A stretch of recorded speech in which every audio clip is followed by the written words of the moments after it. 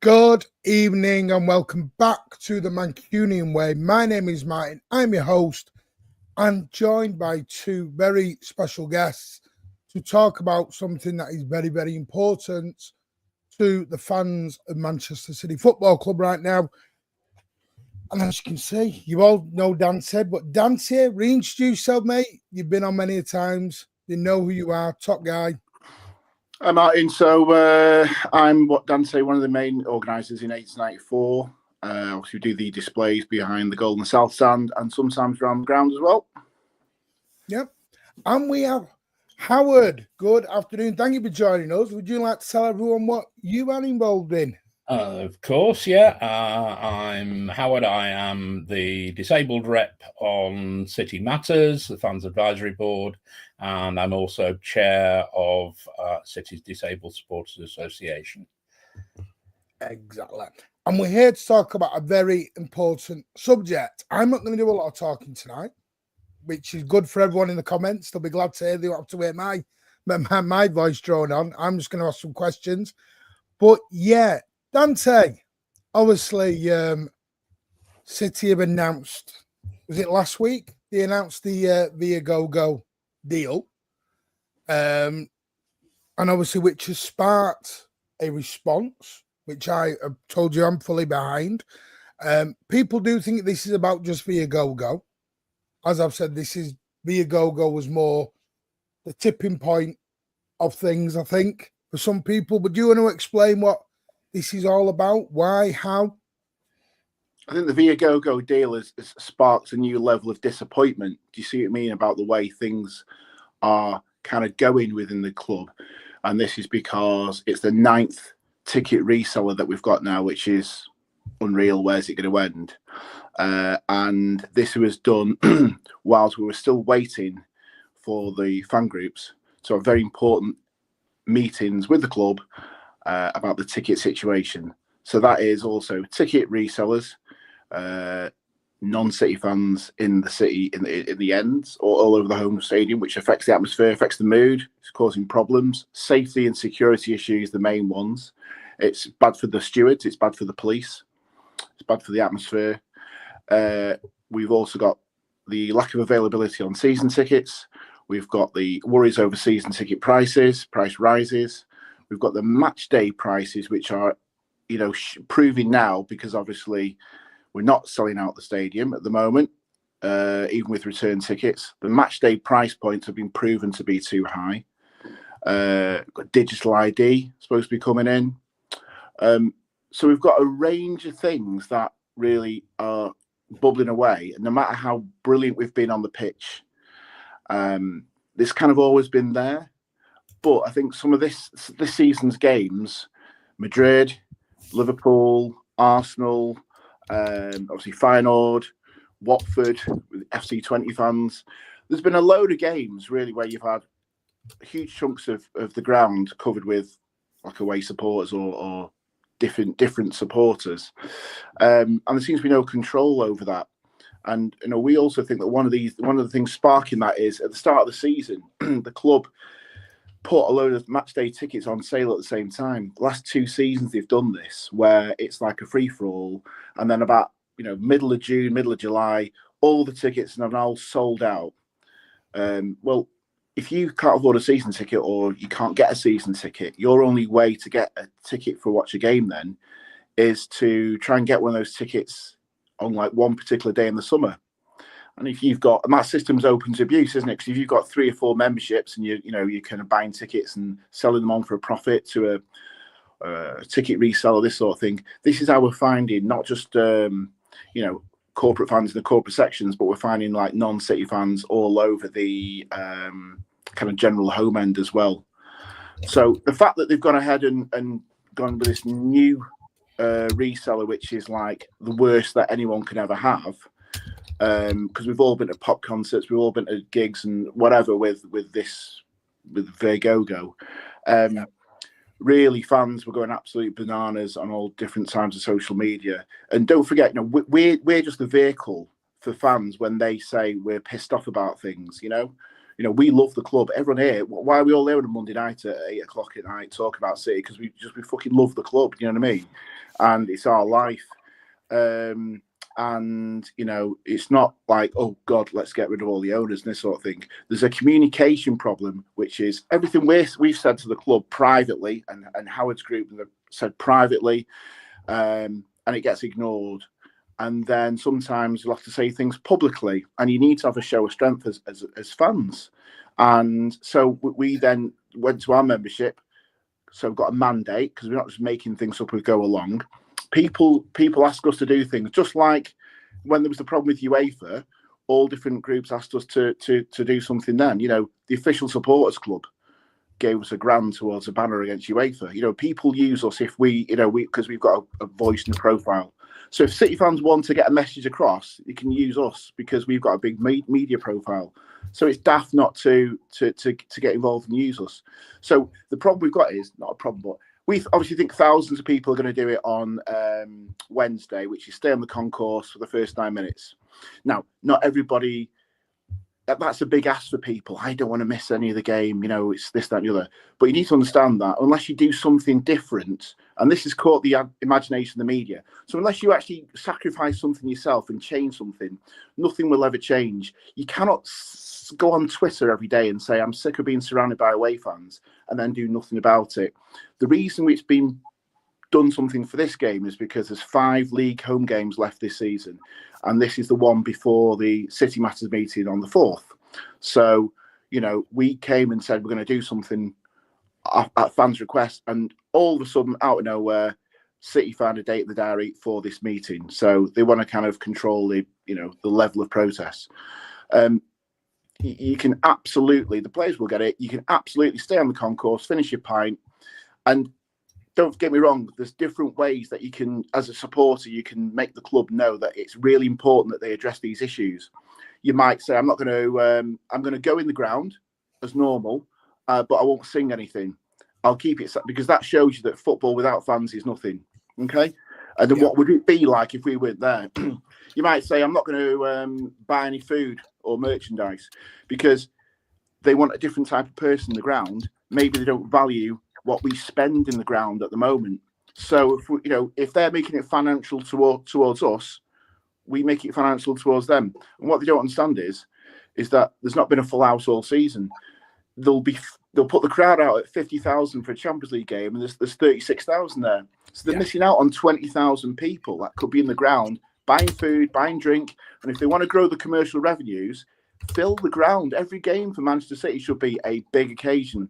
Premier League, Champions League, FA Cup, League Cup, every game should be full. 55,000, next season 62,000. Should be full. And if the ticket prices are right, they'll make more, they'll absolutely grow the revenues, but they're pissing people off. And the next thing, obviously, we said is, because when we surveyed people, everybody had a different idea. And on social media, everybody's got a different idea. So you'll have some people said, I'm not prepared to miss any of the game. I'm going to sit there and do it as normal. Someone else will say, I think we should have a walkout and we should get everybody to walk out. And somebody else will say, well, I think we should come off platinum because I can't get an away ticket anyway. Let's all come off the cup schemes. So the problem we've got is everybody's got a different idea. Everybody thinks they've got the answer, but there's only really ourselves and other groups, if we get together, that can try and put a majority view across. So what we're saying is, please work with us. It's an opportunity that the fans have created that you can make a point to the club. And I've got high hopes that the club will listen, and I've got high hopes that the club will come out with a really good offer, because this is an opportunity for the club to absolutely get the fans on side, come back, give the fans what they need, make the changes. But this Viagogo thing last week, I mean, it could have been any site really, but the point is it shows that they weren't actually listening or taking seriously the worries that fans have, because they've been waiting 7-8 weeks for this meeting and nothing's changed. So if you want something to change, sacrifice 9 minutes and make a point. And also for those who do a demonstration outside the ground, there's an option for you for there as well. You meet at the statue 7 o'clock outside the Colin Bell stand, and we'll have some banners out, doing some leafleting. It's no pyro, it's not a celebration. It's just really trying to get the fans together, because if they override City Matters and they don't give fans what we need, then this will grow and grow and grow. So we're expecting thousands, 5 to 10,000 to do it. We're not expecting 30, 40,000 to do it, but we're saying you can make a difference. So stay behind. The media will pick up on that, and then as soon as you get back in the ground, raise the roof, get behind the team, and that will then show the difference. And sorry, I know I'm wishing on here. I'm just going to make one final point. 1998, I went to watch Ajax, right? I went to see Georgie Kincladze when he left that summer. And then he went to... There was a group went over, wasn't there? There was a group. Yeah, everyone was going over every weekend because we were And so I watched a game. It was Ajax against a team called De Graafschap, right? And it was a 1-1 draw. And what happened was that day, it was the new Ajax Amsterdam Arena where we went a few years ago, and I was expecting some amazing atmosphere, and someone said, no, there's a protest on today. They've got their ultras, their group called F Side, right?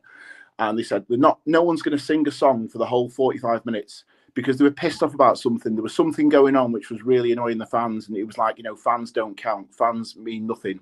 It might have been ticket prices. It might have been an incident with stewarding, which is another thing that's going on really at the club. And it was amazing. Yeah. So this is the difference in mentality. Fans abroad realise they've got power and they do something about it, whereas fans here like to sort of moan about things on Twitter and do nothing about it. And they're also, I'm not going to turn up because what if no one turns up? What if it's not credible? Well, if no one turns up, then nothing changes. But if you all turn up, then you get change. So what happened at this Ajax game was everybody did what the kind of groups kind of suggested, and it was like absolutely made a point. And Ajax made the changes the next game. The second half, all the noise happened, and it was a complete different app. And it's proven what fans can make a difference. So this 9 minutes thing is symbolic because it's the 9th reseller. But the real thing we're saying is, think about the cup schemes, think about, platinum, think about other ways where if you don't feel valued, if you're on the verge of walking away, and this goes back to Leicester tickets, 30 quid have not been sold. Leicester have returned 1,000 tickets and City can't even shift these. I think that shows you that fans are pissed off. So thanks for that. I mean, I didn't mean to rant on there, but that's kind of a background really of where we got to this point. Yeah, no, I appreciate that. And that's what we need, full transparency. So don't ever feel like you're waiting on. Howard, obviously you've heard everything that's going on. Now I know you've finally, after all this time begging, you finally got the date for your meeting. Yes, interestingly, just a few hours after the Viagogo deal was announced. Yeah, that was a bit of a coincidence, wasn't it? That was strange, wasn't it? Yeah, So, just to put everyone in the picture, if you don't know the whole story of the season, at least this season, because it has been going on since the start of the season, really. And we on City Matters first meeting of the season we all made a proposal to the club to ideally reduce season ticket prices for next season, or at the very least freeze them. And that was one of many proposals we put and had minuted at the start of the season. Ever since then, and that is right at the beginning of the season, I think that was beginning of September, ever since then, we've been trying to talk to the club about ticket prices and about season ticket prices. Then we also started to get hit by all of these problems this season with away fans in home areas. And we had, cutting a long story short, by the February meeting, beginning of February, we ended up having a meeting almost entirely on that issue alone, the away fans in home areas issue. And I'll be honest, at the time, I think all of us came away from that meeting feeling really positive. The club had agreed that there needed to be more transparent, and that the club's policy to stop this needed to improve, and that they had introduced various new measures this season, and that was far too late because it should have been done years ago. All of that side, we got agreement from them. We also got a promise that they would tell us within 7 days a date for an extraordinary meeting to discuss season ticket prices. And what has happened since then, up until last week's sudden announcement, basically we got nothing other than we haven't got enough information yet to give you a date for the season tickets meeting. And the whole issue of transparency, apart from publishing the minutes of that meeting, which were generally quite good, and if you haven't read them, I would urge you to go onto the club's website and find the City Matters minutes, because that last meeting, the club did make a lot of promises in terms of dealing with the issue and dealing with the whole issue of stopping away fans getting tickets in home areas. And they also explained a number of other issues as to what caused the various problems at the various games that we were concerned with, including advising us, which again is minuted, that for UEFA matches, UEFA hold the visiting club responsible for the fans in the away area. And because of that, the home teams are not allowed to relocate fans that are sitting in the wrong area into the away area, because then they would be in the area that the visiting team are responsible for, and they wouldn't have sold them the tickets. So that was news to me, and I think it was news to everybody else as well. And also that apparently in Spain, and obviously particularly Real Madrid and Barcelona that have huge stadiums, they don't have any rules about away fans in home areas. They encourage it.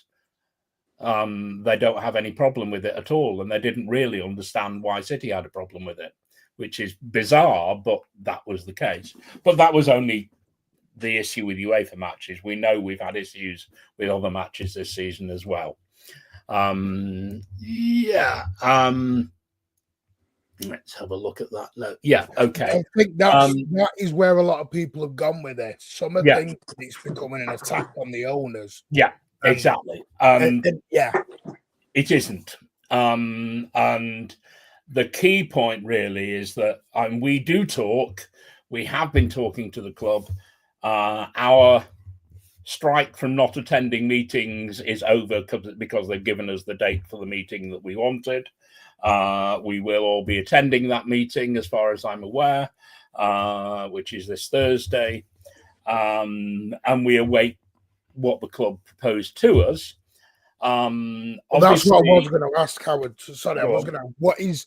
What is yourself and the DS? What are the expectations from Thursday's meeting? What are you? If you could get everything, a really good scenario, What are your perfect outcomes coming out of that meeting on Thursday? The perfect outcome, I don't believe we're going to get, but the perfect outcome is one, that we want season ticket prices to be frozen at the very least, and ideally some or all to be reduced. And also we want the club to reassess their policy with regard to match day tickets and the prices of those, because those have got completely out of kilter now. We used to be one of the cheapest clubs in the country. We're now charging more for the lowest category games than some of the highest priced London clubs are charging, which is ludicrous. And that to me is madness, and it's not surprising if a match like Wednesday is not sold out, because people are not going to pay those ridiculous prices, and that is a serious problem. So we want that looked at as well. It's not just about season ticket prices. And the other one is we want the club to remove the £150 annual charge for the Flexi Gold tickets, because that's a huge problem as well. They introduced Flexi Gold in order to solve what they said was a problem of season ticket holders only attending big games and leaving their seats empty for others. So they created this opt-in season ticket, and that they called Flexi Gold, where fans opt in to the matches they want to go to rather than opting out of them. But they then added an extra charge of £150 for adults and £75 for children, and still £150 even for concessions that are not children. And that has then meant that anybody that wants a season ticket is having to go for Flexi Gold, even if they intend to attend every single game, and pay £150 more than a person with a regular season ticket that's sitting next to them. Yeah. Because that's what we're not doing. You do. None of us are paying £150. Just to get the season ticket. Exactly, and so that needs to. We're not saying get rid of Flexi Gold. It's something that will suit some people, but we're saying get rid of the £150 charge. We're also saying when the new seats come on board for a new North Stand, release some new season tickets. The club have not released a single new season ticket since 2019. They've only released Flexi Gold. That is just ludicrous. And this is why so many people have been so frustrated. It's madness that if somebody dies or somebody decides to cancel their season ticket or moves abroad or whatever, there are always going to be people who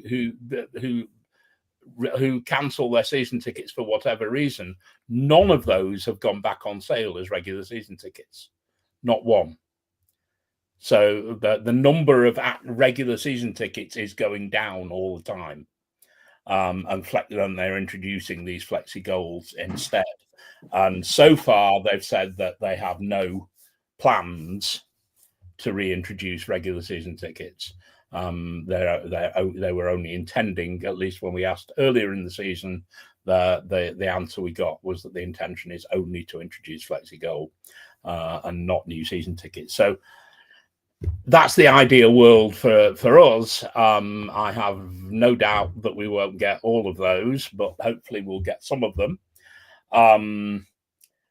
There is then also the issue of resellers, the Viagogo, the 9 different resellers that the club has now, and the whole situation where you have legalized touting effectively, where the club is allowing resellers to sell tickets for matches. Okay, if it's a match that definitely doesn't have the demand and they're trying desperately to sell the tickets and trying to find a way, if they do still have the safeguards that those people still need to be members, then yes, I can see the logic to selling through a reseller, particularly if they're going to try and sell them overseas. And I've no problem whatsoever with fans coming from other countries. I've lived abroad myself for many years, and I've travelled with lots of people that are coming for the first time to games.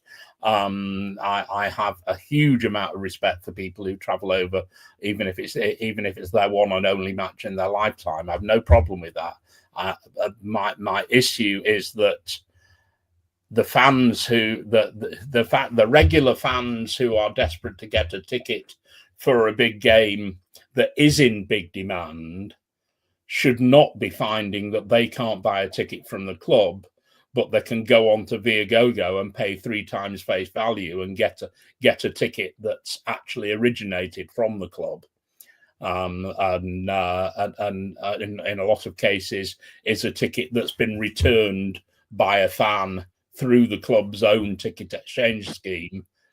The fan has been paid back, and then that same ticket ends up being sold for considerably more than face value by a third-party reseller.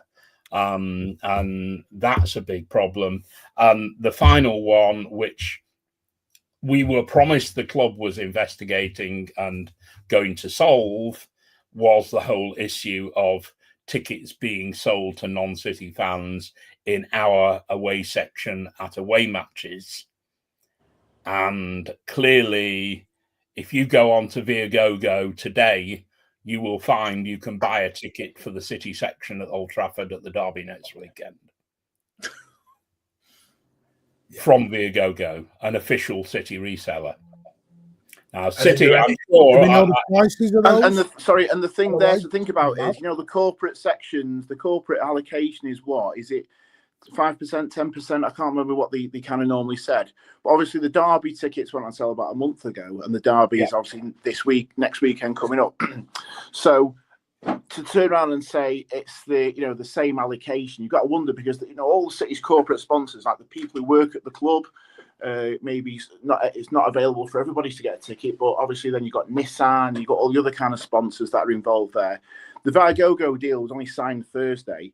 Surely the corporate allocation would have been all done and dusted. It won't a long time before last Thursday. So where's this allocation? Exactly.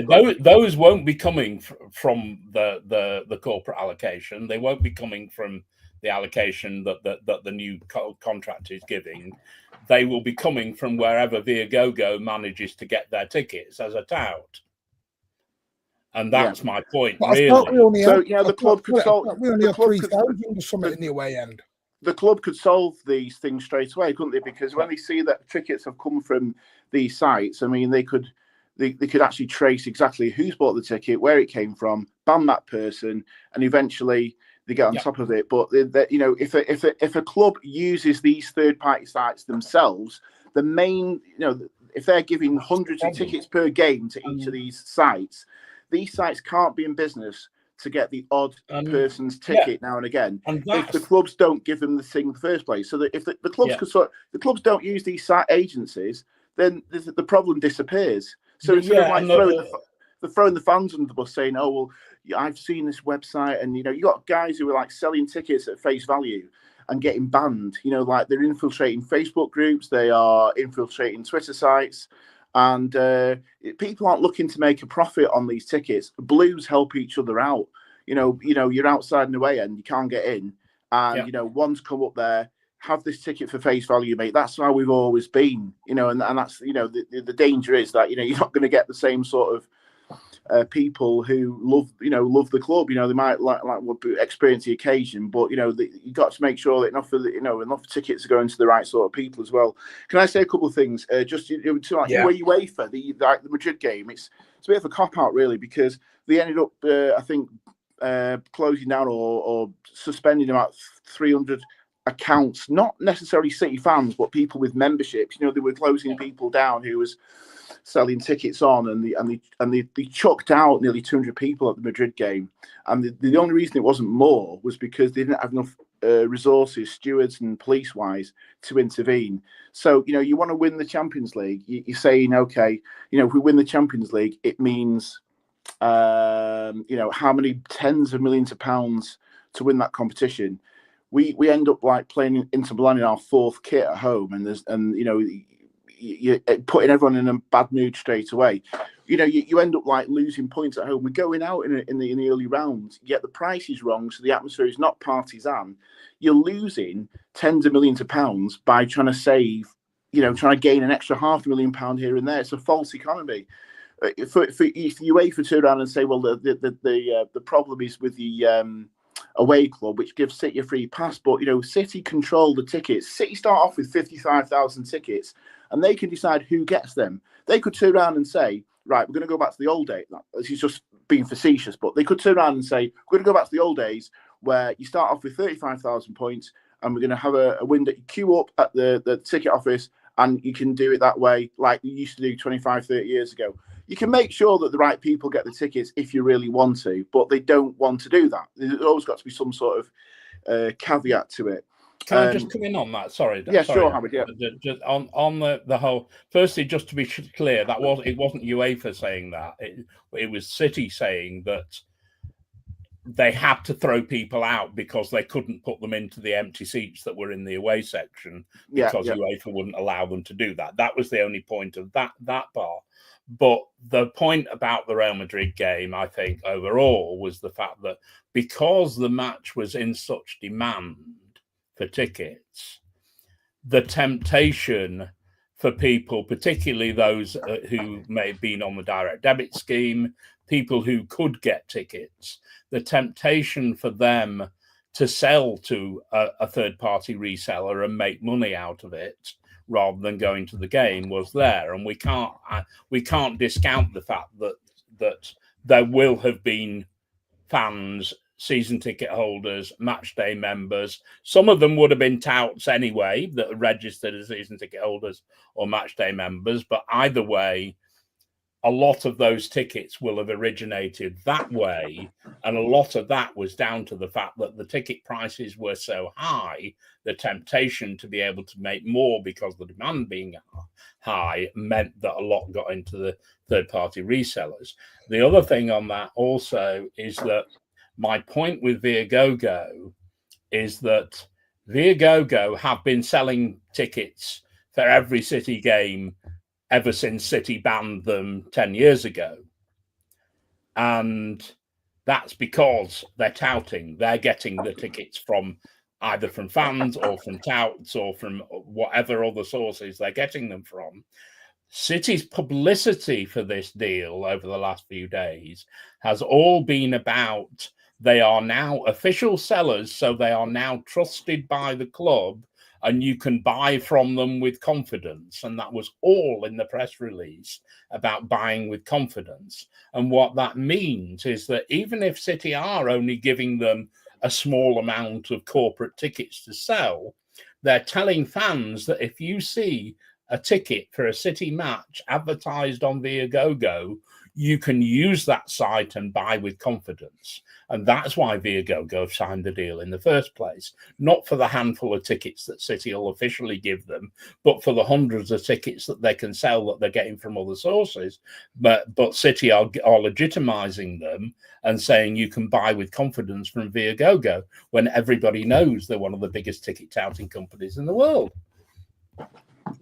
Yeah, so this whole industry really is fed by, you know, I think we've had the 5,500 go to the 8 existing kind of corporate, you know, sections. And they said it's only going to come out the corporate sections that we have, not from the rank and file seats. But they're putting nearly another 1,000 corporates, you know, GA seats in the North Stand. So they will go to Viagogo. You know what I mean? So this is even more. And part of the press release, I think, was, you know, we want to attract, you know, more I think it was to do with worldwide fans. But again, it was really difficult. City fans are worldwide, but the way it comes across is like you're going to prioritize people who are going to come over and pay a package when there's still a lot of people who are desperate to get in the stadium, who are priced out of it, who would want to go regularly to games and can't bring the families anymore like they always used to. You know, it's one of the main problems. Well, yeah. So we don't attend these meetings, as you know. We have a line of communication direct to the. Well, I was going to ask that. Sorry. Well, let me say a couple of things. So anything we say, really, what we said publicly, and we use social media and stuff like that, is because sometimes we can say things that other groups can't say or won't say, but don't mind us saying it. But nothing that we say publicly is going to be a surprise to the club, because we speak to people at all levels, and we get on with people at all levels in the club. The very, very top people, we do speak to people in City Football Group, but they're not in Manchester. They're in different locations, and you get sources of information through that way. You also get people who are go-between. So we've got a go-between to some people on the board who will give us information, and we thought we might be getting a meeting, and then it's not happened. And I can understand they may want to prioritise the City Masters meeting first and this sort of thing, but stuff that we've said publicly, we've said privately over and over again. And City Masters the same. They've said a lot of things privately, and in the last sort of year or two, they've had to go more and more public with some of their comments, because they feel like they're getting nowhere and banging their head against a brick wall. So it's really, the club are now they've probably realised they can't shift these tickets. The prices are too high, but does that mean that they're actually going to reduce match day prices, or are they just going to hope it turns and brush it under the carpet again?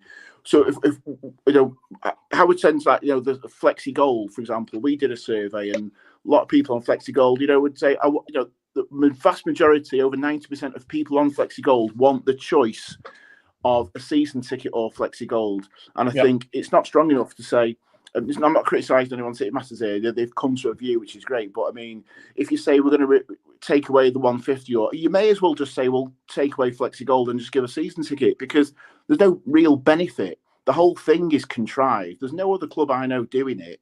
Why would we want to keep it on in any kind of form whatsoever? Just go back to bloody season tickets. That's the way that it's always been, and it's all the way it's always worked. And there's no reason to keep on something that it's difficult to use. And the other thing as well is, if you've got 3, 4 home games a month, and it happens to be United, Liverpool, Arsenal, whatever it may be, you're then paying like the 70 quid each time for the ticket, and you've got to do it on that small window 3 weeks before the game. When you have a season ticket, you can pay an equal amount on the drip. There's loads of things that are unfair about Flexi Gold, and our view is that it's just designed, and it was designed. City said to City Masters in about 2018, we think there's some non-attendance here. Let's come up with a scheme that we can do it. And I think they used people at the time to sort of just get something through that the club wanted to do. You can't sell that ticket on to your friends and family. 3 weeks, you either buy the ticket or it's got to go back to the club. If it goes back to the club, it ends up a lot of the time in the wrong hands with people who, and the bullying, the thing of the texting are you going to the game? If not, can we have your ticket? People don't feel appreciated. This is it. You feel taken for granted. I've not had one for Leicester, funnily enough. No. The text for Leicester City's not come through. I always get it for Arsenal, United, Liverpool, Real Madrid, but this is all tied in, Martin, isn't it? No, this is all tied in with you're just someone that we can, are you coming to the game? How much are you going to spend? Blah blah blah blah blah. People don't feel appreciated. People don't feel loved, and you've got people make you very corporate. Like I say, we've got lots of friends inside the club at different levels, and even going back to that the Madrid game, the Rodri banner and stuff. The club stood up for the fans, because we went public with what it was going to be a few hours beforehand, so it wasn't leaked, if you like. Madrid then went absolutely berserk and then put a load of pressure on UEFA. UEFA said, we want this display pulling. This is unfair on Madrid, blah, blah, blah. And City said, no, the fans want to do something. And, if we try and stop it, then it's going to be a problem again between UEFA and the club and the fans. So the club will stand up for we don't hate the club. We love the club. You know what I mean? But you've got to understand, like, are you going to do something about it for once? Take it in your own. You've got the power as a supporter to do something in your own hands, to actually do something for once, or just let it slide. And people are more like, oh, well, I'd rather just walk away and not do anything. People, you've got to fight for something. If you want something, you've got to fight for it. We fought for it back in. I mean, I used to joke, because in the 90s we had a protest every week. We did keep warm. Yeah, but when we did that, we used to do. Like I said, I joked about this. So we're the only fan base who protest one owner out, one chairman out, protest another chairman in, and then 2 years later, we're protesting that chairman back out again with the Swales Francis Lee stuff. And he was like crazy at the time. But I do want to ask this because just to piggyback on Howard's meeting. I know you're not going to the meeting on Thursday. 1894 aren't going. What if you were there? What would you ask? What would you? And I am coming to you, super chats. I promise. I know they're there. What is it you would want to get from it? What is it you would ask in there potentially? Well, we would put across a lot of the stuff that our members are saying in surveys and what we hear from fans on social media. So, like this week, with this game, we created something for fans to take advantage of it if they want to do that. But obviously, the feedback that we've had, we've shared that feedback with a lot of the people on City Matters. They've got to make their own choices. We show them to read the room. No one else has done a survey. No one else has done anything. You know what I mean?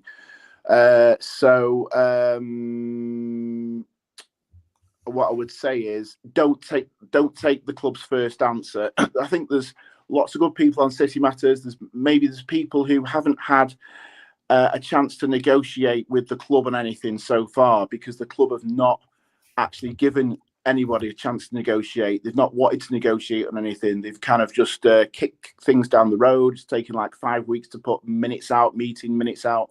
And obviously this season they've gone a bit more direct and got the retaliation first and asked at the start of the season, freeze, Flexi Gold, season tickets, etc. All of these things, match day prices, have been asked for straight away in the minutes. So we would say the club know about this and they must see that the ground isn't full and they must realise that fans need something back. Everybody wants to work with the club. Everybody wants to sort of fill the ground and make it buoyant and everything. That's absolutely what we want. But whether they want to take us with them or find other people to do that, I don't know. So what I would be saying is they've got a meeting and then there's supposedly another meeting, which is to confirm things. So obviously they'll say their view, City Matters say their view, and I think then there's a chance for another meeting, Howard, I think, afterwards to sort of confirm everything. Don't know when that would be. Hopefully not another 7 weeks afterwards. But I would say you've got until the last second of the last minute of that final meeting to agree things. And just because maybe the club will come with some offers, and the club won't give everything they want straight away in the meeting. You've got to say no and then come back with something more because that's not enough what the fans are saying. And don't be, I know Howard won't be anyway, but don't be like take the first thing that comes along because they will always try and get away with what they can. If you give an inch, they will take an absolute mile. So what I would say is reiterate, try and get the best deal and don't say, I don't think they'll give us everything. I would say, this is what people want, and obviously then if it comes to the last minute, I know Alex won't sign things off unless he's really happy with stuff. I think there's loads of great things the club could do. They could change the mood. I do think that nobody really would, if the club overrode City Matters again and nobody would blame any of the City Matters reps. They volunteer their time for free. They go in for it for the right reasons. They try and do everything they can to have a better relationship between the club and the fans, but you can only go so far. If one side isn't listening, you're banging your head against a brick wall. So we have tried to amplify the noise from fans, and then City Matters can go to that meeting with evidence and say, well, actually the evidence is Flexi Gold people actually want a choice of a season ticket, so that there's no need to actually continue anything on, in the same vein. It doesn't benefit anybody. That Flexi Gold is there for the club to get tickets back, extra tickets, which then goes into a pool. And the reason why the club don't understand why some fans are if they don't go to the game, they're not even selling the season ticket back to the club. It's because they don't feel comfortable with what happens to that ticket. They'll maybe try and give it to a friend's family last minute, but if they can't go, they don't want that ticket to go to somebody else for paying a stupid amount of money. And they go back the next week and say, who was in my seat last week when I wasn't here? Oh, there was some guy who didn't do anything. He thought he was at the cricket or something and he was filming everything on his iPad. They don't want that type of person going, because there's a really good City fan who could live anywhere in the world, who's also desperate for a ticket, who would love to come over to watch a game, and they would play a part in the atmosphere. And why should their only option be, I've got to buy a ticket through Viagogo, I've got to stay in a hotel, I've got to have a meal and a package, and it's going to cost me $1,000 to watch a fucking game of football? That's not looking after people. That is very short-term thinking. And eventually, when you have a dipping form like you've had this season, the day trippers don't come, and the regulars are priced out of it. So you've got empty seats. So they are not listening. Their price points are wrong, and the answer is not let's get more and more resellers. The answer is go back to the fans, try and give the fans something back, look what they want. Otherwise, people will just walk away, and then you're going to have like 45,000 in a 62,000 stadium. Can I just come in on the Flexi Gold issue particularly? I think what you have to bear in mind with the Flexi Gold ones is, as you've said correctly, people want that flexibility. They want to be able to choose a regular season ticket or not. But I think getting rid of Flexi Gold entirely now takes away the whole point of why because the suggestion initiated originally from City Matters, but it wasn't to charge an extra 150 quid, and it wasn't to have the same sort of conditions in terms of timing of when you've got to tell the club. But done properly, as an alternative to a regular season ticket, with regular season tickets also being available, there will be people who like the idea of having a Flexi Gold, particularly for kids, because there are plenty of people with kids who want to be able to have a season ticket where their child can sit next to them when they can go, but won't take their child, for example, to a midweek evening match because on a school night. So they don't really want to be paying for the ticket for every single game.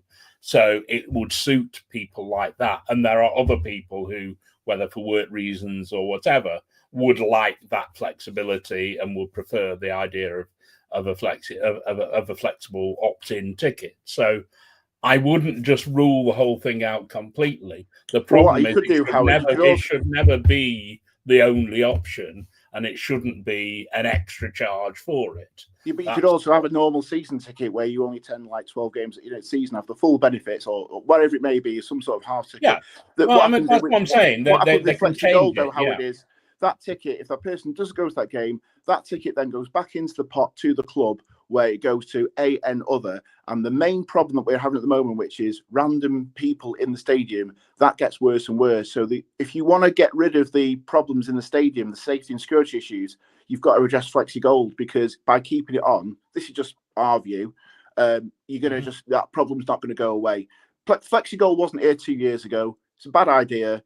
It's been rolled out wrongly. It's unfair.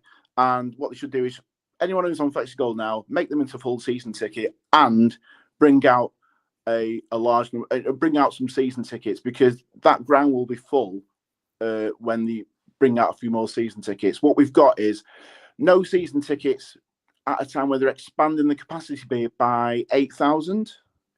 So that would mean that the percentage of City fans in the stadium on a season ticket drops to about 57, 58% of the stadium.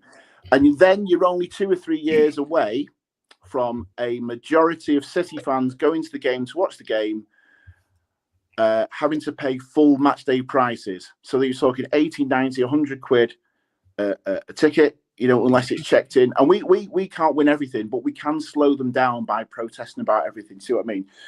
So if you've got, if the season ticket holders are a minority, at the moment you've got 3 in 10 people in your row that it's different people each time. If there's no season ticket, it's going to be 4 to 4.5 people on your row. Don't know who they are. So how can you get an atmosphere going when it's just random people there every single time? There's got to be a better integration of fans, and I'm not convinced that all the people that are coming in the ground are real City fans with emotional connections to the club. There are real City fans, and there's families, and there's all sorts of people who want to get tickets who can't get it, and they're priced out. And you've seen, and I'm not saying that 15 quid is the solution either, because you've got to make a profit, etc. Of course not. But when we've had Salford, when we've had Plymouth and these sort of grounds, I've known people that I've not seen for 2-3 years, or people that I went to the games with 20-30 years ago, who are bringing their families because it's the one game a season they can afford to go, perhaps a League Cup third round game as well. And these people would go regularly, people would get season tickets if they could at all remotely get to any of these games.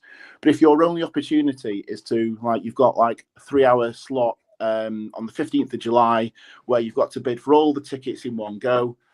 It's a bit like the 18 to 25 thing when you're trying to get an away ticket. I think, it's whoever's fastest finger on the button. After 90 seconds, all the tickets have gone, and it's people who will, like, press the refresh button and this sort of thing.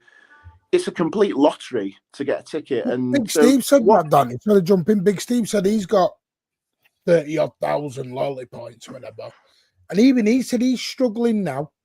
He said he's ringing up, and like you said, it's like fastest finger to get through, to get anywhere. And you're talking someone who's got 30,000 loyalty points having to play that game. And by the way, I've just checked across 3 sites for the derby. And just to let you know, I am on live football tickets. They go from 292 all the way up to 500 quid for the away section. I'm also then in another one. What's this one called? SeatsNet, €658. And there are tickets all over the away section for the City end on Sunday. All over. I'm not talking one. I've found about 40 now. A lot of those sites, of course, haven't got tickets. They're taking the money and then trying to get the tickets often from other sites. Yeah, I'd love to know how they're doing it.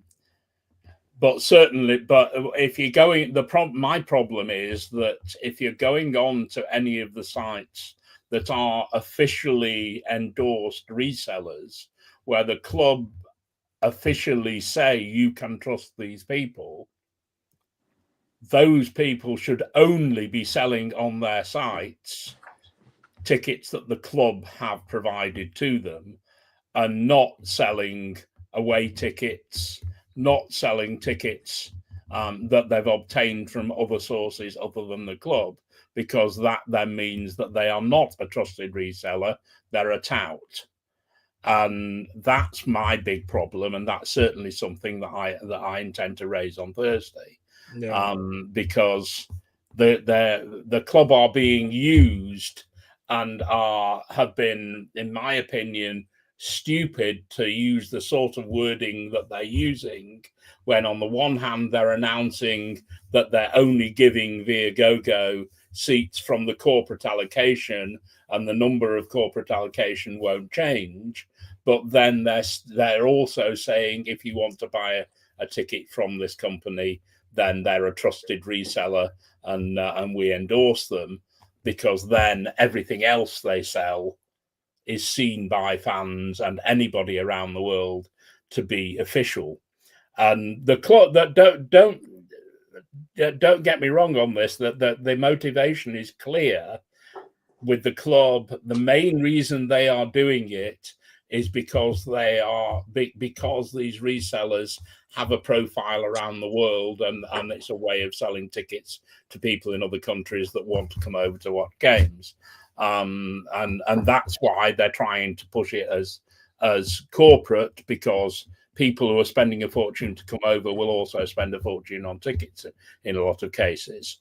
Whether they're genuine fans or not, the club knows that somebody who's flying over from China, for the sake of argument, will quite happily spend 300 or 400 quid on a ticket that should be 60 or 70, because it's their only way of getting a ticket.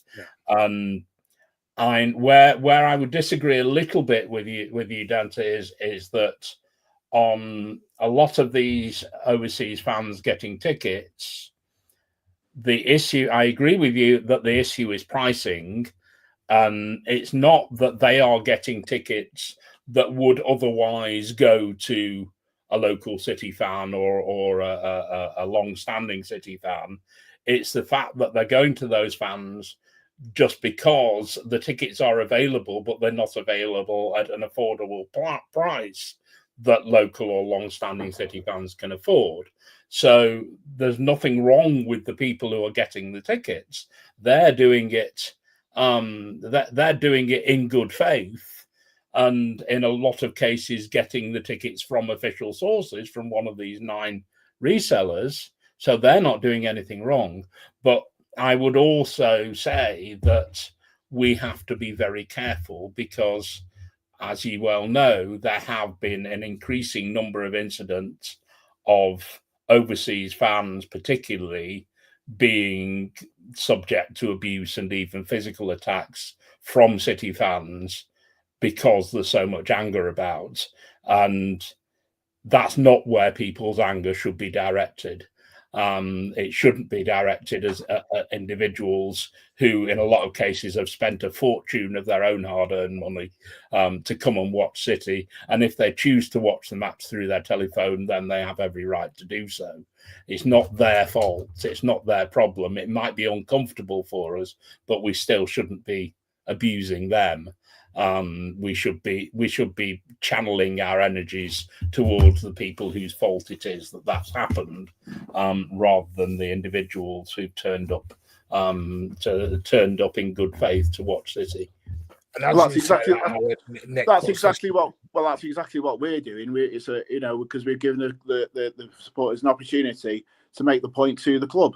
It's the club that decides these policies. It's the club who decides who they want to use, and somebody who is not getting a ticket through the membership scheme, who's going straight to Viagogo, straight to a website to buy tickets at an inflated price, is not going to be somebody that's concerned about the knock-on effect inflation for the rest of us, because they're not bothered. They'll go and then come and never go again. Do you see what I mean? So they're taking advantage of the system, which is set up because, you know, they won't all be in the corporate section when they get those tickets. They'll be then there's tickets, because there'll be tickets going back to these sites because the system is open to abuse. And, you know, again, I'm absolutely reassured by, you know, Howard. I've only got to know Howard really over the last kind of year or so, over, you know, various incidents, and he's absolutely got the tremendous brain there, and, you know, he's on the ball with absolutely everything. No blue will ever agree on absolutely everything. That's why we've always had it over the years. You got the pub, you discuss things. We agree on most things, don't agree on everything. That's everybody's got a different opinion. We're an atmosphere group, you know, and we're under pressure to deliver the atmosphere. So we don't really want to see people watching games through a telescope, or, you know, thinking they're in Jodrell Bank or something. You know, we want to get an atmosphere and the right sort of people. So you yourself might not mind sitting around people, you know, covered in selfie sticks. We wouldn't want that. We would want people who really love the club, want to put something into the club. So, you know, maybe there's a section that people who, if they want to watch the game standing on their head upside down, great. Can I also say that, you know, if somebody is a victim of an attack or an abuse or something like that, there's a mechanism for that perpetrator to be banned, you know, for life or for 3 years. There isn't a mechanism to deal with the club at the moment. The club are feeding a lot of these problems.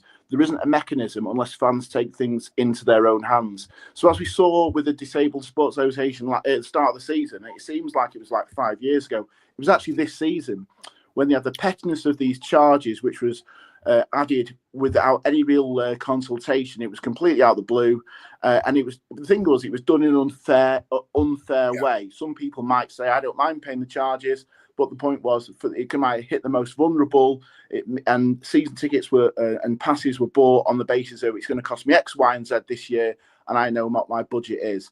And this is the sort of decisions that the club are making that we can't trust. And what I would say to you is, the track record here is that you unfortunately, we hope for the best, but unless fans actually do something about it themselves and realise they've got the power to do something about it, then nothing will change. So you can go around in circles, but Wednesday night is an opportunity for you to flex your muscles, 9 minutes, go back in, get behind the team, absolutely roar them on. But the point is, we may need to do this more and more. The whole point of it, why is it happening now? Oh, it seems rushed, this, that, and the other, is because they can throw in a spanner in the works like this straight away with Viagogo without any consultation whatsoever. At that moment when they did that, the reps were still on strike. Majority of reps were still on strike. So at that moment, you've got the reps making a real point saying, we're on strike, we want you to take us seriously. They still then threw in this grenade about Viagogo, which basically means, fuck off, we don't care. Then all of a sudden, we're going to have a meeting, okay, got some. And again, I'd be concerned that the meeting lasts enough time, you've got enough availability to go back and Howard's concerned, you know, we don't want a fait accompli. We want to be able to go back and discuss fine detail points, because the devil is always in the detail. Do you see what I mean? So there's a mechanism for dealing with supporters who let themselves down, the clubs down. There's always been racism in society, in football. You know, there's only so much you can do about that. But if somebody is a bad egg, seat number, they're out, this, that, and the other. But there's no way of dealing with the club unless the only language they understand, this goes back to the DSA protest, the only language they understand is if you do something collectively and put a bit of public pressure on. Because there's no way that they would have backed down with the DSA had all the groups not got together and everyone was consistent and say, we're going to face you down until you kind of make a concession here. And the fans were funding the pricing for the members that were, you know, had this thrown at them. And we had such a lot of 3 or 4 guys that we know kind of in our section and stuff as well, you know, members of the DSA. And you said, I was so pleased that people did this because we felt forgotten about. Felt like at one point nobody cared, and then we realised that the City fans do care, and that's what being a Blues is all about, looking after each other. So you might say, well, my season ticket price is not too bad. I'm all right. I don't want to miss the game. You might turn around and say, well, you know, I can take it or leave it. The fact that, you know, there's people. Got to think about the whole situation. Think about when you came into the ground, whether it was Main Road, whether it was the Etihad Stadium. And we've had great atmospheres at the Etihad Stadium from time to time as well. There was a buzz in the air. There was something about the place. There was something amazing that, you know, made you think this is absolutely fucking brilliant. I wouldn't want to be anywhere else. The match day routine is, you know, it's like you've got to spend an hour to get out the car park. You know, prioritising people who are walking. You're being fleeced for everything. You know, you've got the guy in the PA who's like forcing the atmosphere with a chance. There's a load of things. It's like it's like fucking not how it was. You know, it's like, well, God's sake, you know, can we go back to like a normal game? You've got to stand up if you want something. You've got to stand up for it, because as good as the guys are on City Matters, and we hope they get some concessions, there's no guarantees with anything. And as we've seen with last week, if they do walk over us and then say we're just going to do what we want, then the fans need to be, if you like, for we'll do another sort of protest. And fans aren't used to doing this. They're not used to doing something off their own back. They're used to moaning about things, but they're not used to actually getting off the backsides and doing something themselves. And I think there's a lot of people out there who want to do things, but they would appreciate it if other people joined in as well, just as a one-off. And that could be come off a scheme, could be I'm not going to buy a burger, whatever it may be. You can make a big point. Yeah. Don't get me started on the Disneyland, because I did rewatch the Soriano comment about the Disneyland and the Aguero's Mickey Mouse. And go and listen to the podcast yesterday I did with Tone and Faye. I had been rant on that. And I told, listen, you want to compare our football club to Disneyland, get lost. I'm not having any of that crap. Can I just say, there was, because obviously you know me, Dante, I talk City 24/7, 390 days a week. It's not even 390 days in a week. I end up making extra days to talk City, me. Dante's even said to me, when do I ever sleep? And the thing is, a lot of the feedback I'm getting is there's a lot of confusion. People think this is a local versus foreign fan debate. And it's nothing about that. This is about City fans coming together and helping. Yes, we're saying we don't want to pay 80 quid or have our seat, but we don't want someone coming from America or India or Australia have to pay 500 quid to come in the building as well. I'll try and cover it this way, actually. So Soriano himself said a few years ago we want to be local and global. But and everybody agrees with that, because in 1894 we're local and global. We've got support. We've got people who help design our displays from all over the world. People come over in our group. We're a very diverse group. You know, we've got people who help us from all sorts of backgrounds. Okay, the OSC are local and global. We've got 34,000 members, branches all around the world. People who come over for games, and you know, even they're getting squeezed about ticket availability. So it's not about like, oh, you come from America, so we don't want you in the ground. I would say it's more like how you know, the main problems when there's been violence in the ground is because either there's been away fans cheering or people thought the away fans because of their behaviours. You see what I mean?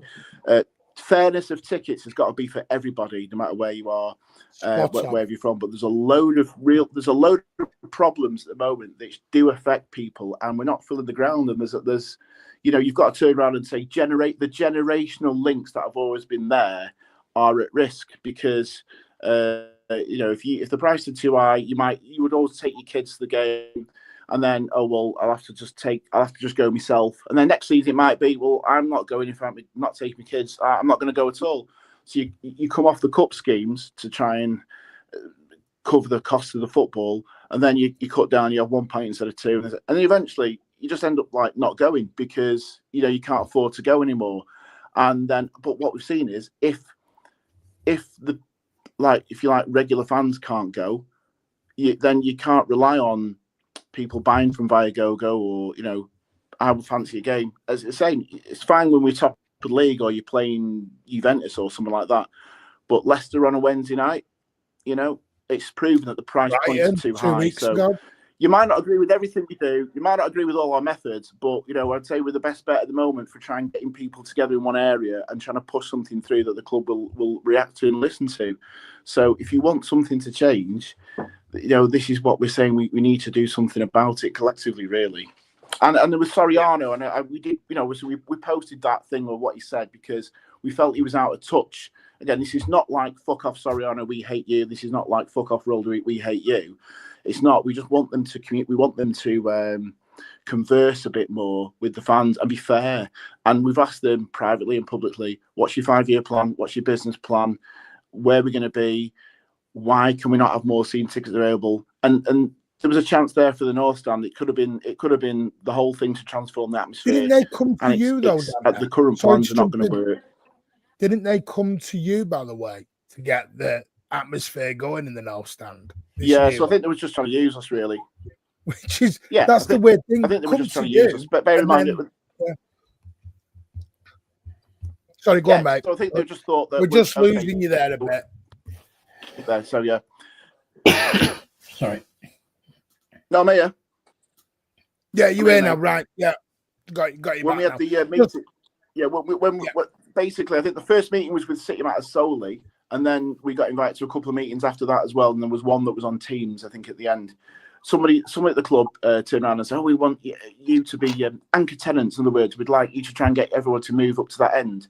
So it was like, well, you've just told everybody to move to the South Stand, and you won't move the away fans. You've moved everybody out of level 2 in the East Stand to accommodate more corporate kits, Joe's, 9320. You've moved everybody out of the Tunnel Club. So, it's got to work for fans. You're not going to say, and you've also got a load of people in the North Stand, the family stand where you are, if you like, who are perfectly happy where you are, and the atmosphere is good at times there. And it's like, well, this affects you more than anybody else. So we said you should have a full consultation with absolutely everybody part of the ground. Yeah, but by the way, do that. I've had nothing. We think that they want about that. Yeah, so we think that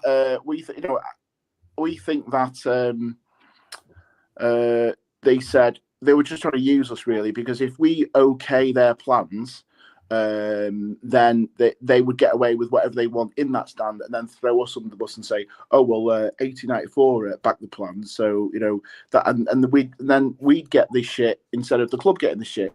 So we're not going to get used in that basis, and it's sad, really, that it's going to, don't get wrong, it's progress for the club. They want a 60,000 stadium so they can hold the Champions League final there, and it's the prestigious sort of thing. But if it's the prices are not going to be right, all we said was tell us the prices. And what they did was they put out these pictures, didn't they? They put out the kind of artist impression, which was all the atmosphere was at the bottom tier, all the banners, the blue sort wall, of thing. And then when it came to the meetings, there was no safe standing section whatsoever. So one of our guys, we had one guy at the meeting, and all the rest were kind of like other groups and City Matters. He said, well, we'll have some, we want we think there's 7,000 people stand at the ground at the moment. You've got all the people in South Lower, Kippax Corner, you've got people in third tier, 315, 316 at the back. We got Wembley for the cup final. There's 18,000 on the lower tier, all standing. People will stand. You can't say, there's not enough people who will sing, there's not enough people who will stand. There is. They're just dotted about in different areas. But they didn't want to do that. They had their idea already of what they wanted to do. They then turned around and said, well, we'll put a section for 3,000 which could grow. But then we was like, well, how would that grow? What are the details? No details whatsoever. We said, well, we don't like these plans as they stand. We need to know about the ticket prices, because that's the main thing. It's not going to work unless the ticket prices are right. You can't expect 20,000 people to swap ends for your vanity project if people don't know the prices. If it's cheaper than what they're paying now, they might consider moving. But if it's dearer, they're going to stay. So the whole point is, since they had that announcement, there's been no further information whatsoever. And we feel very strongly that to keep the atmosphere good, you need to maintain the kind of 70% number of season tickets in the stadium, because that will bring the continuity and continue the atmosphere. Otherwise, we're just going to become a stadium of complete individuals. And I think if we appease that, Neville Chamberlain thought he did a good job in 1938 when he came back with a fucking piece of paper and said, oh, guess what? I've spoken to Hitler and we're not going to have a war. And then there was a fucking 7-year world war. So, you know, if you appease the club, you'll get fucked. If you actually do something about yourself, there's a chance that they might actually force to change. So that's what you got to think about. Yeah, I agree. I just because some people have put a couple of donations in, some lovely comments. I know some have been here a long time. I apologize. This was about letting the guys have their say. Spartacus, thank you so much, mate. You guys are fighting a great cause. Keep up the great work. The first one time I've been to the yard was magic due to the atmosphere. It cannot be killed. Totally agree. Bevo, thank you so much for your kind donation. Hey, all, great show. The club don't want to maximize season tickets because there's less money in it for them. Charging a set price of $800 a year for £70-80 a ticket is what he says. Adam has renewed his membership. Thank you so much. There are a couple of questions that I just wanted to pose to you that have come from the comments. MMM said, I think a banner makes more impact. I think they're thinking Wednesday night.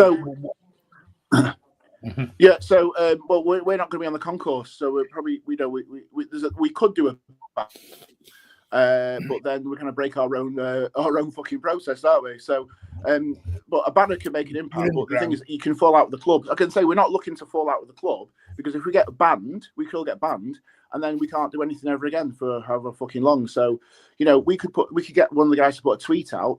A tweet goes around the world, gets 1 million views, puts loads of pressure on them PR-wise, and it saves us $3,000. So the point is, things could happen. You plan a banner. It can take a long time, get things designed, get things made. And also, we have to tell the club what we're doing each time. There's no surprises. We did that with the Arsenal game last year, but you don't want to do that all the time. And, you know, that banner was up last year for about, 3-4 minutes. And the thing that made it famous was that they tried to take it, you know, when using social media is actually doing just as good job as getting a banner up in the ground. So, you know, if it was like, you know, they put the tickets prices up again, not listened, I think fans would probably take in their own banners. There's anything that could happen there. But we've been doing it very, very, very much through kind of using the media. You know, we've been on TalkSport, Sky Sports, BBC. All of those outlets are coming down to outside the Colin Bell on Wednesday night, 7 o'clock. You know, the media will be there. You know, so this carries the message. The whole point is everybody's now saying, everybody in the football world knows Manchester City's got 9 resellers.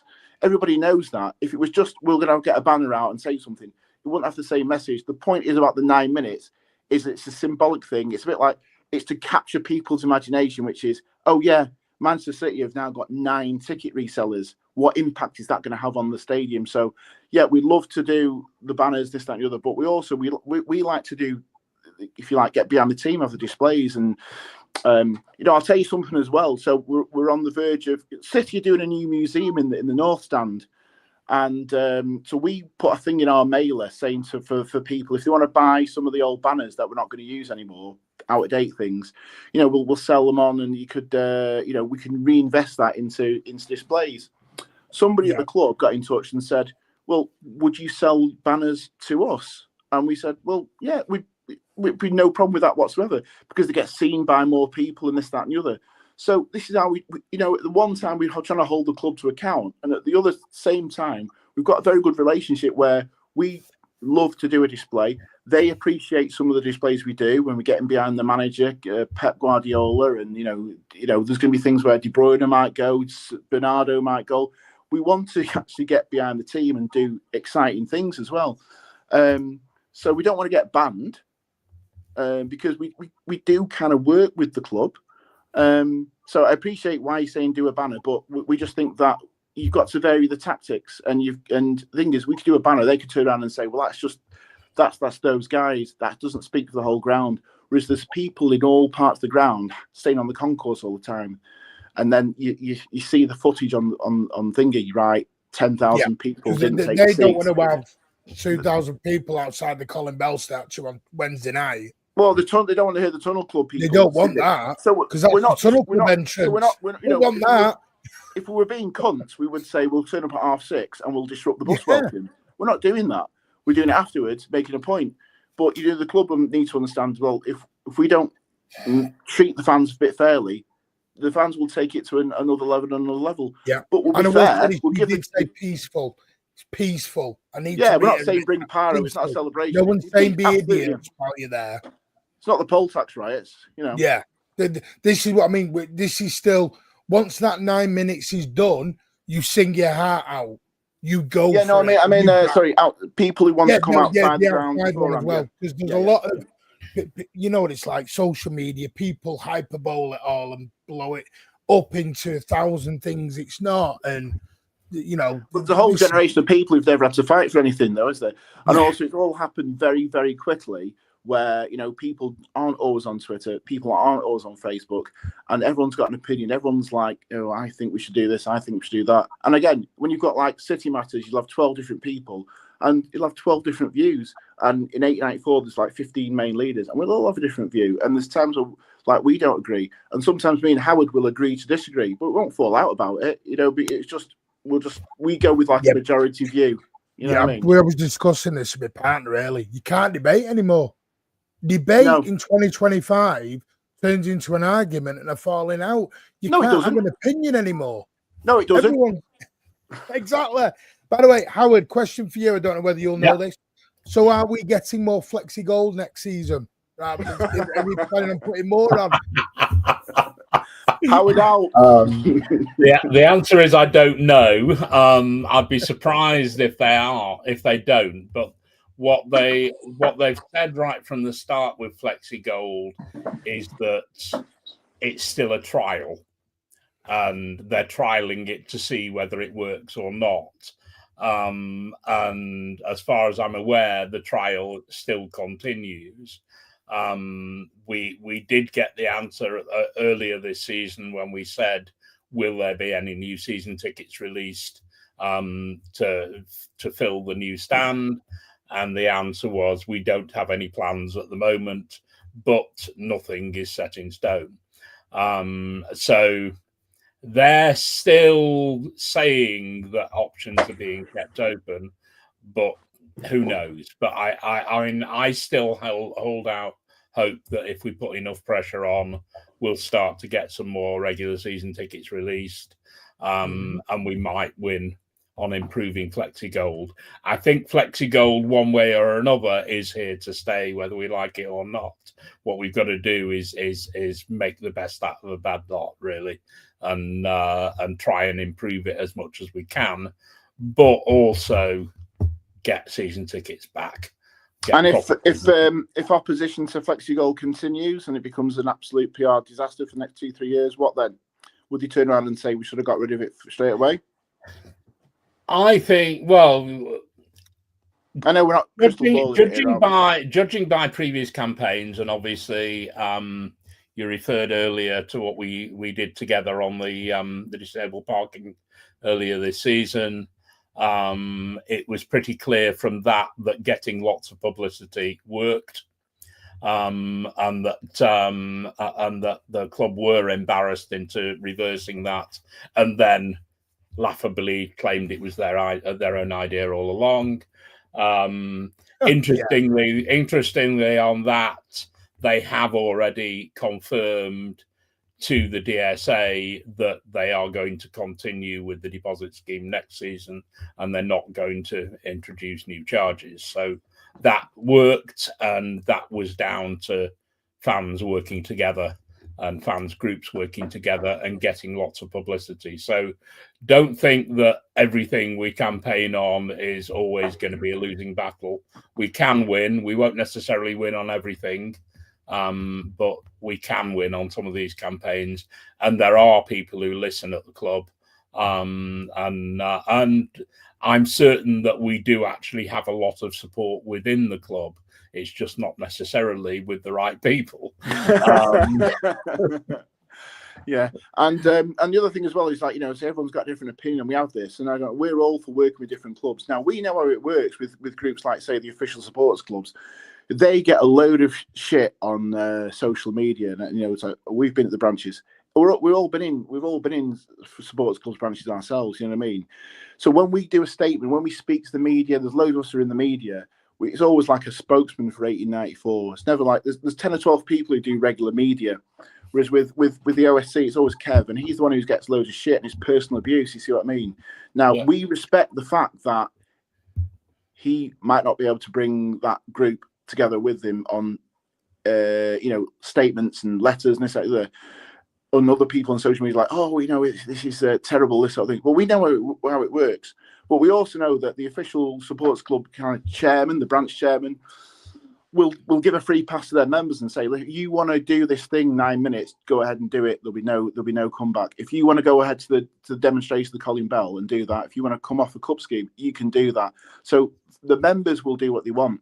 You know what I mean? And you don't need to give people personal abuse. You know, like you said, Martin, you've had it. Everyone's had personal abuse. The shit we got over that Muppet show, UEFA banner. Do you know what I mean? We've not gone away. We could turn around and say, fuck this. We can't be asked for this shit anymore. We don't get any fucking freebie. You know, we're doing it ourselves at our own fucking free time and stuff, because what we're about is we want the displays, we want the atmosphere, but also we want to give power back to the fans.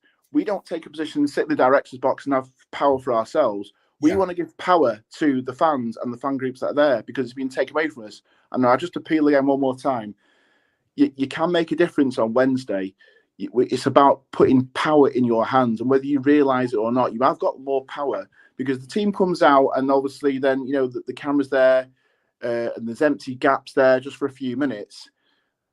That they hate that City TV. Alistair Mann trying to do his commentary, and you know there's gaps there, and they have to address the elephant in the room. And this was all avoidable. But they don't. If they turn around and say, we want to bring in another ticket reseller, but here's what we're going to do for you instead. We are going to guarantee ring fence 4,000 new proper season tickets, etc., in the new stand. But they've chosen not to speak to fans on that basis, and that's why it comes to this stage. You know. Yeah, it's about communication, and that is what this is all 100%. about. It's two words I've used for weeks. Well, like you said, well, everyone wants to come and the sad thing is people think this is a side thing. City Matters in 1894 are not trying to become the chairman and the CEO of the club. This is not what they're not trying to do all that. They're trying to fight, like people have said, for the fans. City Matters are a fans advisory board. You've got Dante, the atmosphere. This is what it's about, us, the fans. But the problem is, you don't go on Wednesday, fine. But don't want to see you on Thursday on Twitter going, oh, well, you know, I've got to look at the prices of this game. I can't go, I can't afford it. And bitch and moan about it, because you could have done something Wednesday. The reason people do it on social media, because it's faceless and it takes the... I think they feel a bit less guilty when they do it on a keyboard. And this is what I think now. It's like we're trying to put pressure on. We've won a penalty. This is a penalty. This is don't be Bernardo Silva against Madrid. Don't be Robbie Fowler against Middlesbrough. Put the fucking penalty away. Because, don't do an Aguero with Panenka against Don't Chelsea. do that against Chelsea. No, don't fucking... that. Do you know what, Martin? That fucking penalty, right? That penalty cost him his place in the European Cup final, which probably cost us the fucking game as well. You know, he didn't play Fernandinho, he didn't play Rodri, and he didn't play Aguero, right? Yeah. But that fucking, you've set me off now. That penalty would have put us 2 up, wouldn't it? He would have been starting against Chelsea. Yeah. Fuck's sake, why did you have to say that? Yeah. The missing the penalty against Middlesbrough, that cost us the UEFA Cup. The UEFA going in the UEFA Cup. Alan Harper against Leeds. There's some terrible but when ones. you're cool, calm, and collected, like Keith Curl used to score penalties. Someone like, who's Keith Curl? They're quickly doing that now. But you know what I mean? What I'm saying but there's such a wide opinion of fans out there, and not everybody agree that. But this is why we're doing it. We've sought a mandate from fans. What do you want to do? And some of them are like, come up with 10 different answers. You've got to try and put pressure on the club in different ways. So that's it. And you might be there going, well, my ticket's all right, but you're at the end of a block and there's an aisle there, and then 5 yards away from you, someone else is paying 2 times as much as you, and they're having a real problem in their block. Think about your fellow blue in the next block. Everyone has a breaking point. Me and Dante had this conversation 3-4 years ago over the Community Shield issue. And I came back from the Community Shield with a very different idea than what I went down with it. And Dante knows my views on the Community Shield that year. When I came back, I was fuming. I was angry. I was upset. I was everything. If we win the cup, I thought if we win the cup and Liverpool win the league, then we've got to win the Community Shield again, haven't we? Oh, now you're going to force me to go back to one and go back on my promise. I'm never going back to one. I didn't go to the Derby one, to be fair. I didn't go this season. Thank you, Fee, for this lovely comment, by the way, and your very kind donation. Really admire your passion. This is to you too. Keep up the good work. It's true that the club appreciate what you do. They need to understand. They also need to listen. And that is what this is about. Open line communication. And there's anyway, any closing comments, gentlemen? I know because I think we've covered nearly everything there. Yeah, so what's the expectations? I mean, we're expecting a few thousand to do it. We're not expecting 45,000 to do it. We are expecting 5,000 to 10,000 to do it. You know, and I think that will, you know, you might see more gaps in the South Stand or whatever. But the point is, you know, don't feel I'm on my own, or even if you're on the block and not people going in, you can make a point and you know, don't be upset with, you know, whatever your fellow City fans decides to do. You know, it's not worth falling out about. You know, back the decision of your friends, your colleagues, because we're all on the same side. And if obviously if you go around the other podcasts, and some of them are worldwide as well, if you can just convey the message to everybody about what the fans are fighting for. We are also fighting for the international fan base here, and that message has been getting through now. So the thing is, I think, you know, it's the club that's weaponized the word tourist. The word tourist is different to a fan from an international fan. You know, if I go and watch, I'm going to watch Galatasaray against Besiktas on a holiday. You know, I'm a tourist. I'm not got any emotional value to that game. Do you know what I mean? There's a City fan who's desperate to watch the game. You know, we've had the Norwegians coming over for years, big branch in the, you know, the Norway and Denmark branch. You know, the people who come over, it's like, it's not where you're from, it's where you're at. You love the club. You can't do that, man. You can't throw that one. Said by Ian Brown, but you know, that's just, you know, what you're going to do is if you miss 3 goals in the opening 9 minutes and then it ends 3-0, tough. You've made your point. What looks worse, my man? Scoring goals and the stadium isn't there. But this is the thing. So this is what I think. You know, for the Community Shield boycott, or you know, a majority of normal season ticket holders that would have did go through with that. You know what I mean? So we think that, you know, there's a hardcore that will always, you know, stand with us, and you know, it's a small sacrifice. And I don't know, maybe Haaland's not going to be playing anyway on Wednesday. You know, so the chances. Yeah. By the way, just confirm there is no confirmation he's out for the season. They've said he's injured. I know everyone's put rumours out at the moment. I don't know where that's come from.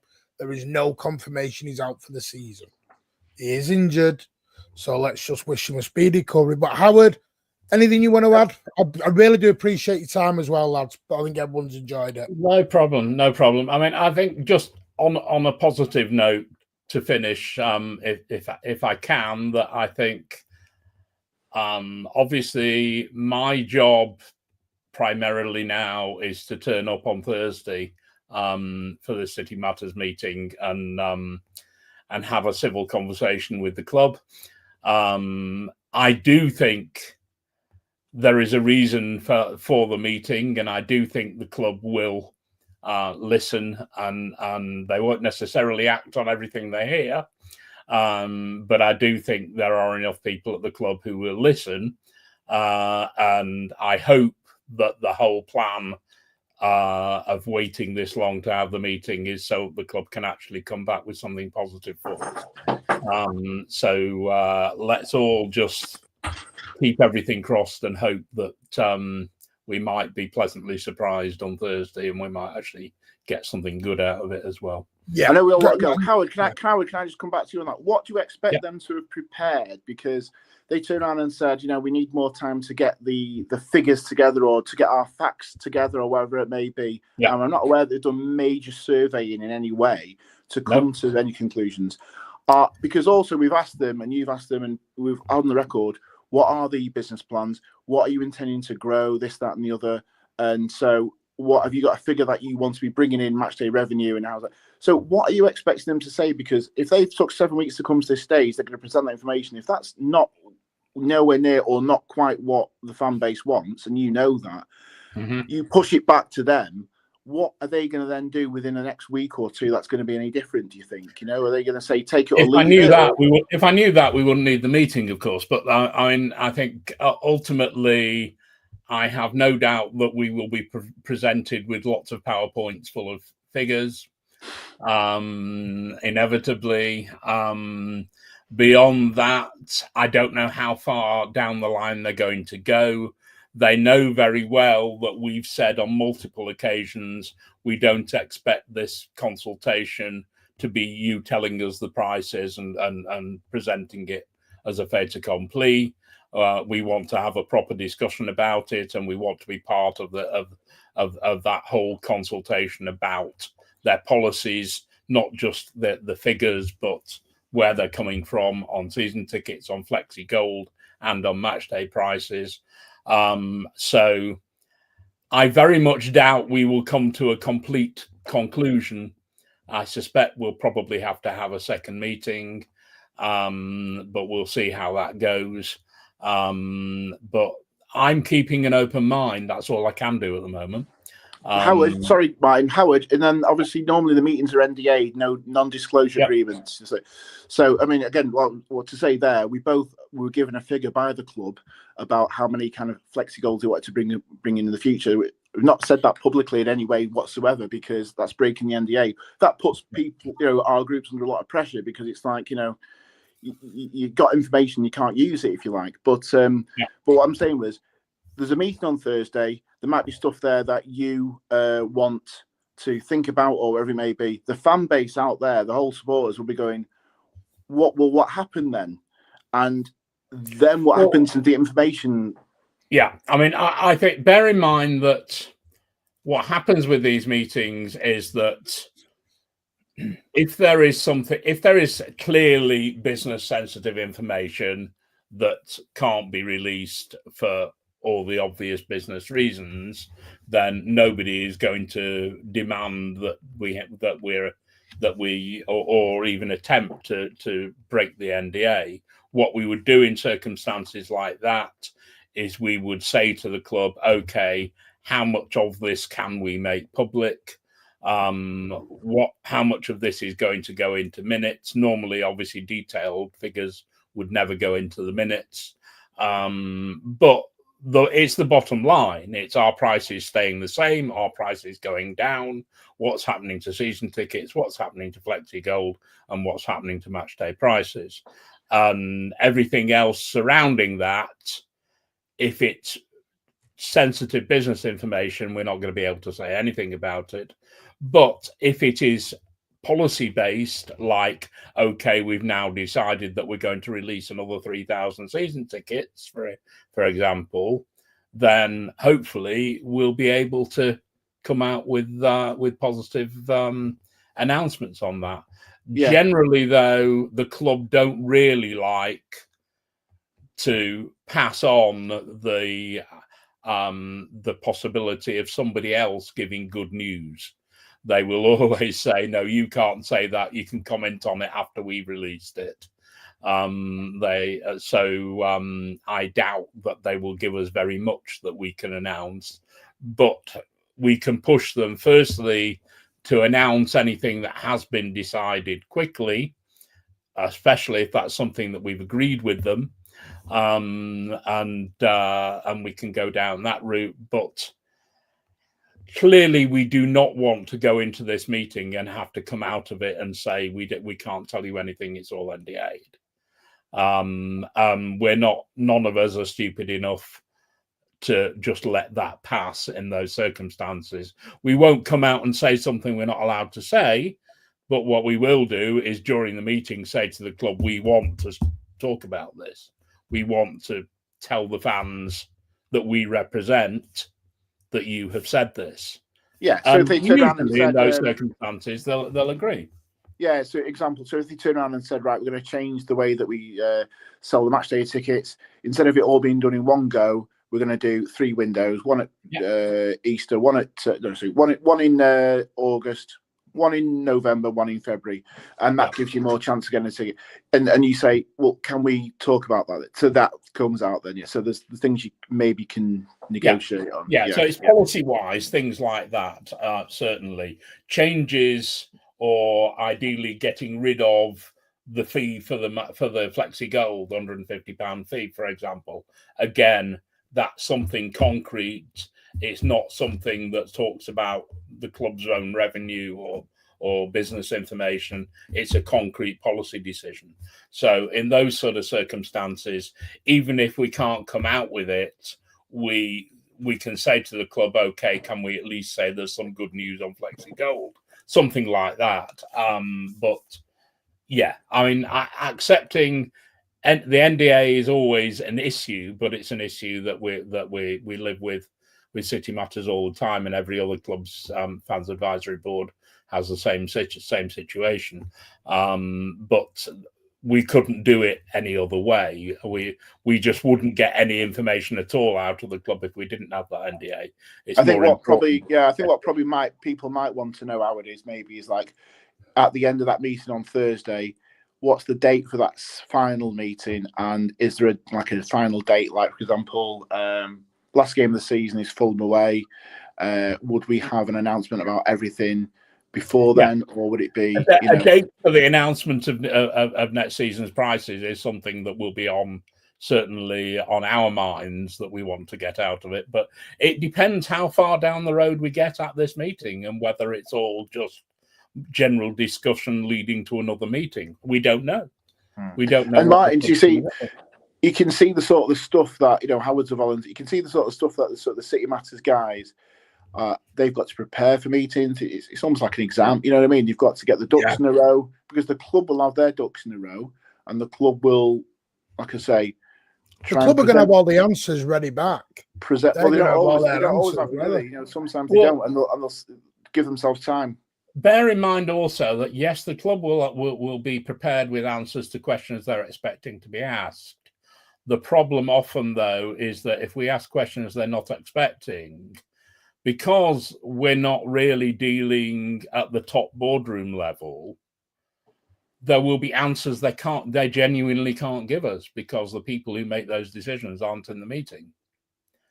And that's something else that's a big thing, Howard. A lot of people said that to me is there any way they can get to, because I think Big Steve has mentioned this on some of his shows, good going to certain people, but you really need to get to Soriano and Caldoon and all them, really, don't you? Because the problem is they're not going to be able to. They have to go to their bosses to get the answer to your questions, maybe. Exactly. I mean, it's interesting, actually. Week before last, I went to represent City Matters at a Premier League meeting with the fans advisory board reps from all the other clubs in the Premier League, and talk to them about their setups. And everybody's setup is different, some better, some worse. But a lot of them do have a much higher level, boardroom level participation from the club side than we have. Some of them even have, Chelsea, for example, the chair of their fans advisory board has a seat on the board. Wow. But on the other hand, he's not elected. He's appointed by the club. He's part of a fan group. Yeah, you can see where the roundabouts, exactly. You can have lots of titles, can't you, Howard, as well? But it depends really what the club really feel like, if it's a genuine thing or not. We had a fan on the board. We had Dave Wallace, didn't we? In the 1990s. Yes, I know Dave very well, and also that was elected, but the club thought he was going to be there to speak on behalf of the club, and he said, "No, I'm here to speak on behalf of the fans," and they binned it off. You know, then they get someone else, Mark Bittner, won the following year, and then they didn't like him even less, so they just binned it off. So it can be all, you know, you can have a fan on, it can be elected, it can limit your independence. So we can say a lot more. And the thing is, if the club turn around and say, you know, we want to be like Disneyland, we want to be Coca-Cola, they're saying, well, we're a big corporation. The only language big corporations understand is PR, bad PR. That's when they react. If it becomes a financial decision for them when they have to change their mind because the PR is not worth X, Y, and Z, that's the only kind of language they understand. So what I would say, if you love the club, we all love City, we all love the club. Don't feel bad about, you know, having a protest here, because if the club are a big corporation, that's the only way that you can make your voice heard. You know what I mean? That's what you have to do. Yeah, just one last one, just to answer a point that somebody's just made there as well. You mean that one? That's the one. Because I've got a feeling, that's the one. There, you probably know this. There are a few who think City Matters is just the nodding dog for the club, and they're not. You probably heard it 1,000 times. Yeah, of course. And just to be clear on this, City Matters has been around for a long time, but is now officially part of the Premier League's fan engagement system, and has to follow very specific rules on consultation, whether the club likes it or not. At that meeting last week that we had, that was hosted by the Premier League, the main item on the agenda was next season ticket prices, and listening to all the different clubs, and specifically the Premier League wanting to know the level of fan engagement that each club had with its fans advisory board on the issue, when it started, and how much input they had, etc., etc. So we all compared notes, but also the Premier League were taking note. Now, obviously, the club doesn't exactly have a great relationship with the Premier League at the moment, but it does still have to abide by the rules. And one of those rules is that they have to have a fans advisory board. That will also be part of the new legislation that's going through for the independent regulator as well.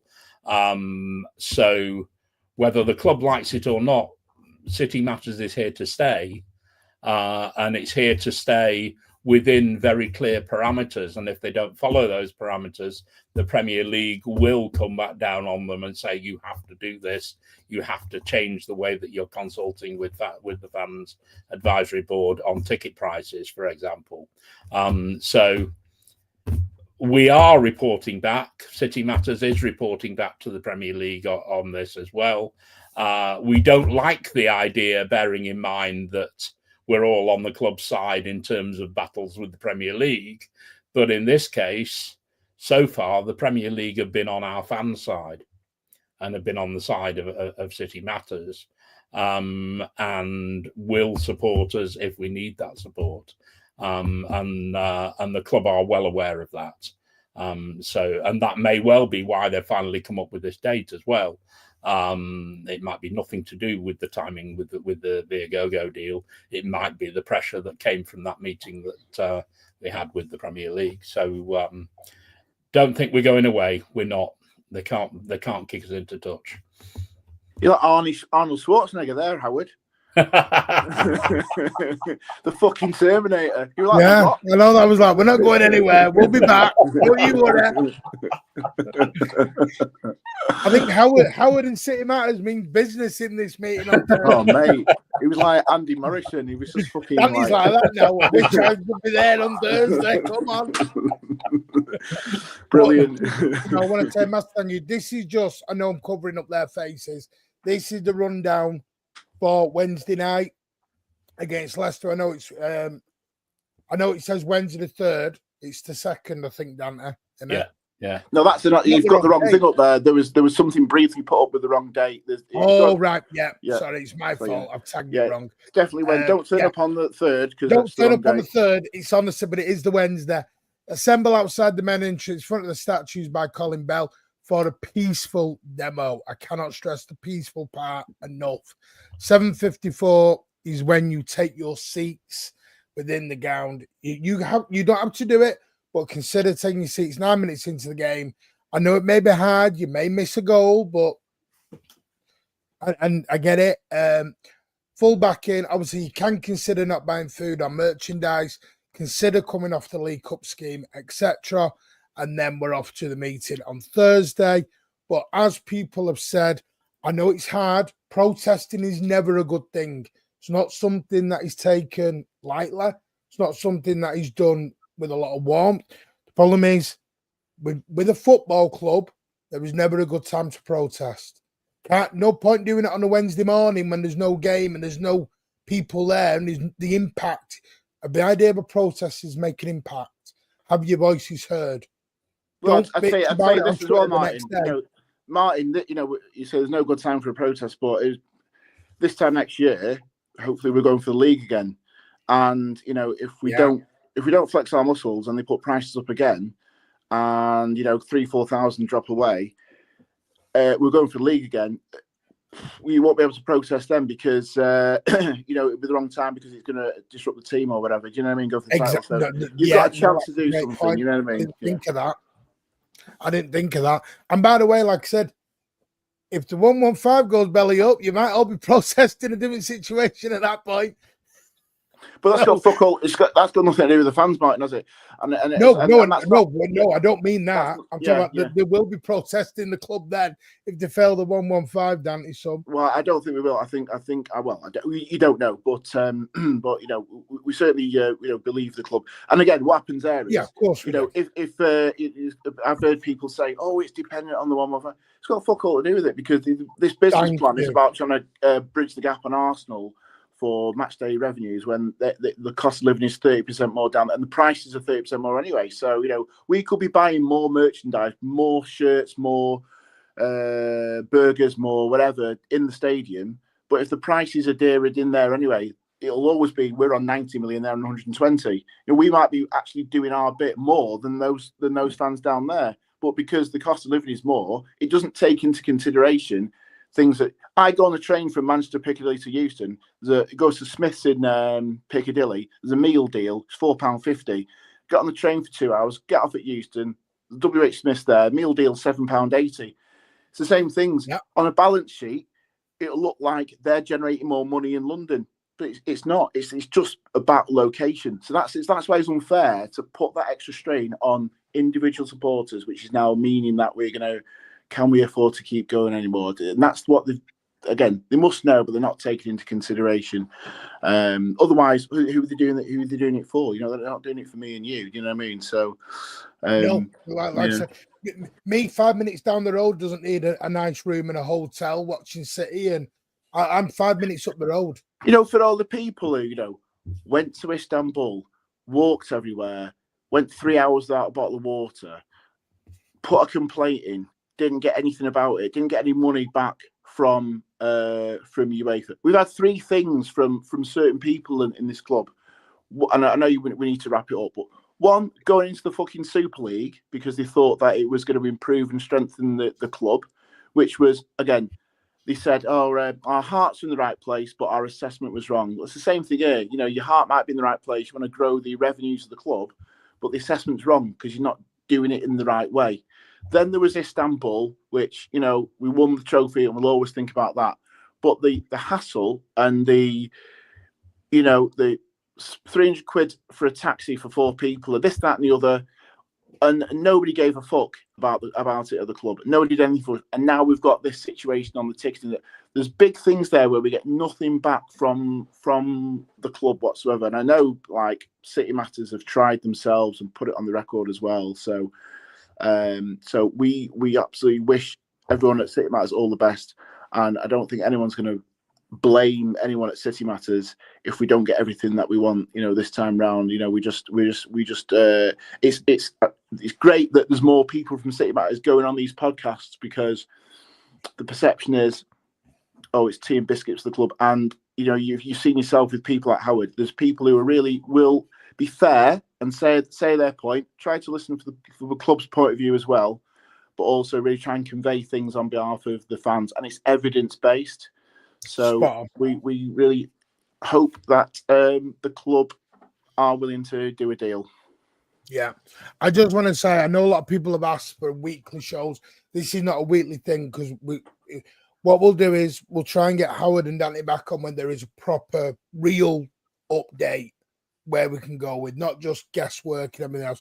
Let them do the meetings, let us get through where we need to do. And hopefully Dante and Howard will come back. It'll be a pleasure to have them back when there's proper things we can go into. But I don't want to say a massive thank you to Dante and Howard for giving up their time.